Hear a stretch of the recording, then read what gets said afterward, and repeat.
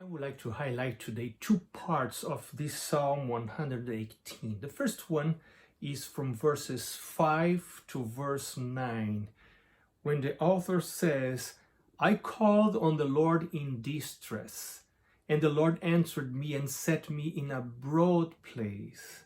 The Lord is on my side, I will not fear. What can man do to me? The Lord is for me among those who help me. Therefore, I shall see my desire on those who hate me. It is better to trust in the Lord than to put confidence in man. It is better to trust in the Lord than to put confidence in princes. In whom will I rely in times of need? Is in when times are easy and in times of peace, in peaceful times, during peaceful times, we need to develop the habit of trusting in the Lord.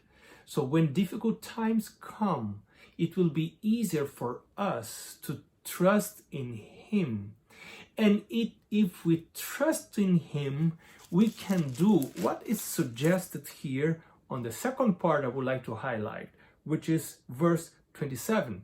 It took a time for me to think about that and to do a little search about that.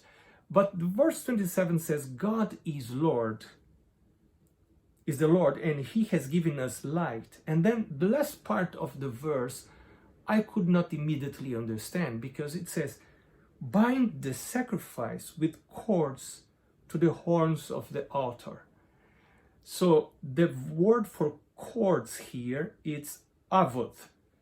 That can also mean an interwoven foliage, which could be used as a decoration. So it's not to bind that sacrifice in a way that it will tighten it to the altar, not allowing it to go out of the altar, but it's like a decoration, because that sacrifice, what meant to be presented in a festive day, because the very word for sacrifice here is keg, which is like a festival offering, festival sacrifice, in a better saying. And so it's likely that those cords were meaning to adorn the sacrifice.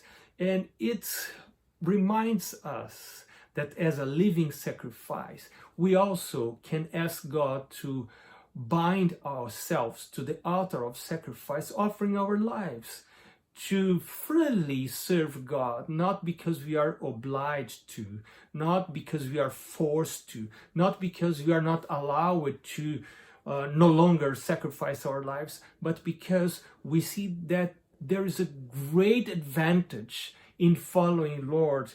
And the chapter ends by the author saying, "Oh, give thanks to the Lord, for He is good."